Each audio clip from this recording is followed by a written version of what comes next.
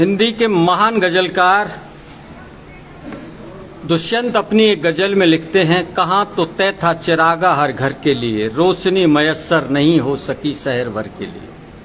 आज़ादी के 75 साल बाद भी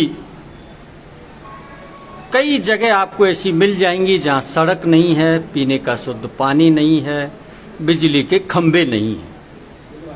और ये इस वजह से है क्योंकि राजनीति के मैदान में आने वाले लोगों के पास उनका कोई विजन नहीं होता है।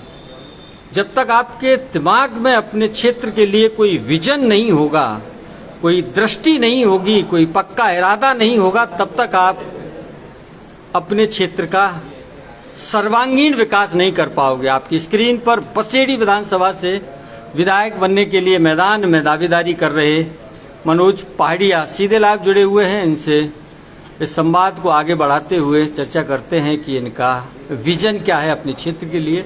मनोज जी, एक बार विनम्रता के साथ दर्शकों से रामोनु। राजीव जी, आपको और आपके सभी दर्शकों को एक बार पुनः नमस्कार।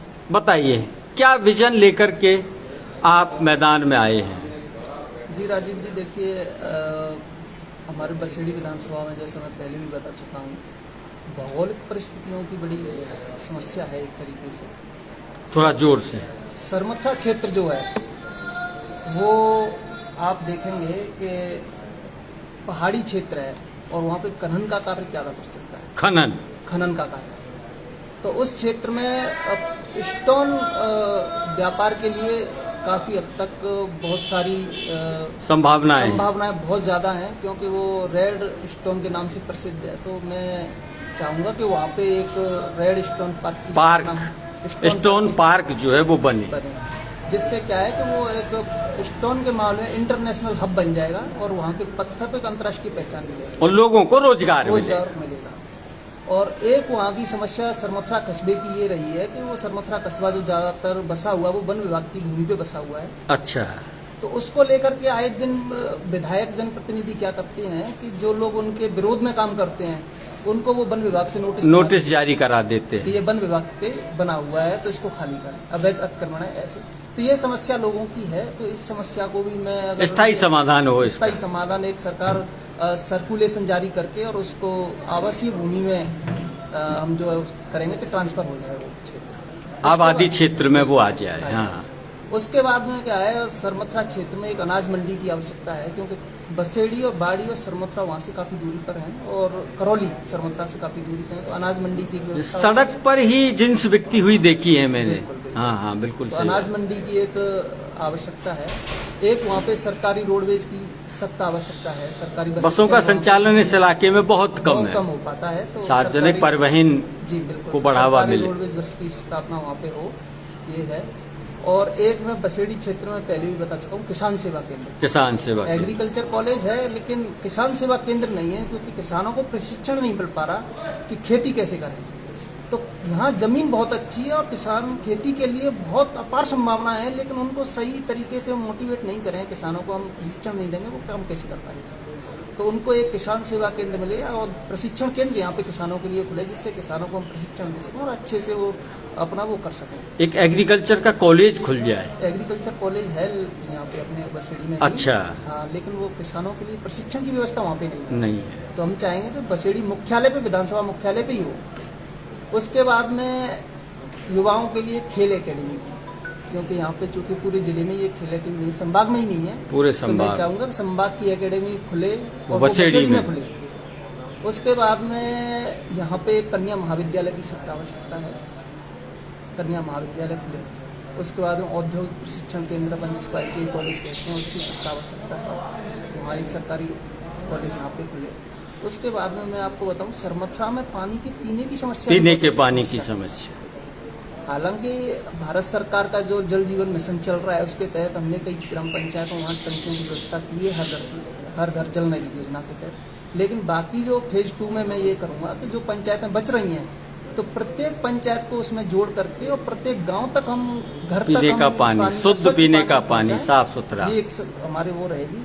उसके बाद में हमारे यहाँ पे रोजगार के थोड़े से अवसर कम है, तो प्रधानमंत्री कौशल विकास योजना के तहत कई केंद्र अधिकतम लोगों को रोजगार प्रशिक्षण दे करके और वो अपना स्वरोजगार खोल सकते हैं। तो मैं चाहूँगा कि अधिक से अधिक संख्या में यहाँ पे जो प्रधानमंत्री जो कौशल विकास योजना के तहत केंद्र चल रहे हैं उनको यहाँ खुलने की व्यवस्था मैं करूँगा।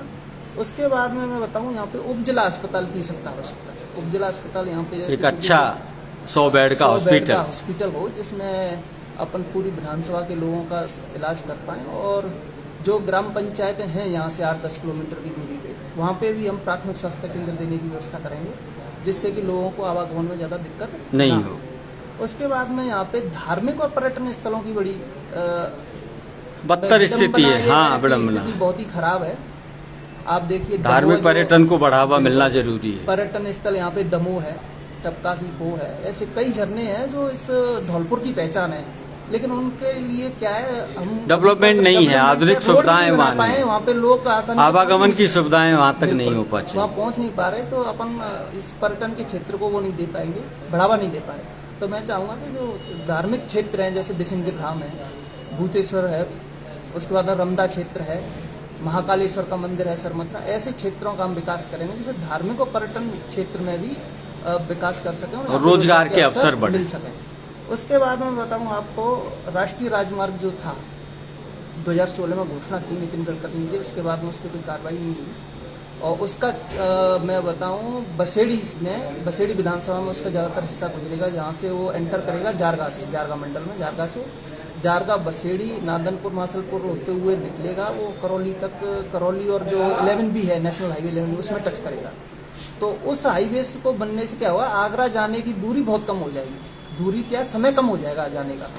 तो हम जो यहाँ पे जो अपने किसान जो ले जाते हैं सामान, आवागमन की एक सुविधा हो जाएगी, तो वो अपना बेहतर अच्छे तरीके से वो रोजगार के अवसर और ज़्यादा। हमारे एक दर्शक है प्रेम शर्मा, वो पूछ रहे हैं व्यापारियों के हित में कोई विजन आपके दिमाग में हो?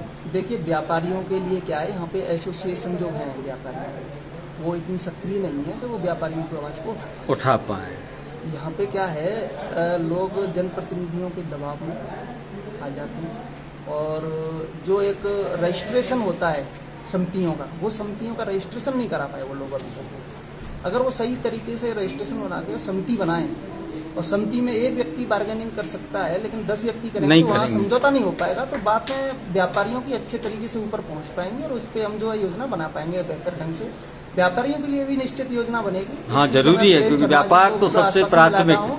कि मेरे पास हर वर्ग के लिए एक विजन है, मैंने किसी भी वर्ग को इसमें छोड़ा नहीं है, लेकिन चूंकि समय कम है इसलिए प्रत्येक वर्ग को इसमें शामिल नहीं कर पा रहा जी। और मेरा यही है कि एक चीज़ और है मेरे दिमाग में, यहाँ पे बिजली की समस्या अक्सर करके क्या रहती है राजीव जी,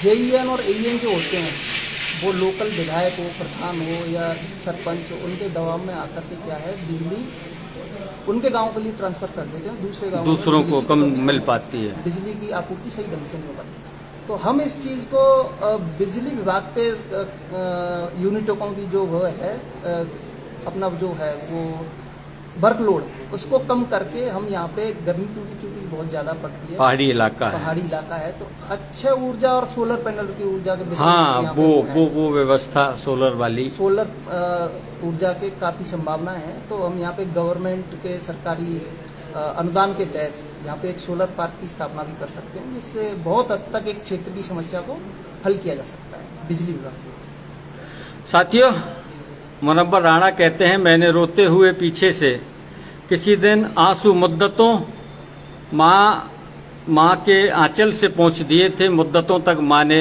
वो अपना दुपट्टा नहीं धोया, क्योंकि वो अपने बच्चों से बहुत प्रेम करती है, आंसुओं को भी सजो करके रखती है। मनोज जी, आपने अपना विजन लोगों के सामने रखा, बहुत बहुत धन्यवाद भाई। मैं एक बात बसेड़ी विधानसभा के सभी नागरिकों से कहना चाहूँगा, एक शेर के माध्यम से मैं अपनी भावनाएं व्यक्त करना चाहता हूँ कि दुआ करो सलामत रहे मेरी हिम्मत, दुआ करो सलामत रहे मेरी हिम्मत, ये एक चराग कई आंधियों पे वारी है। नमस्कार।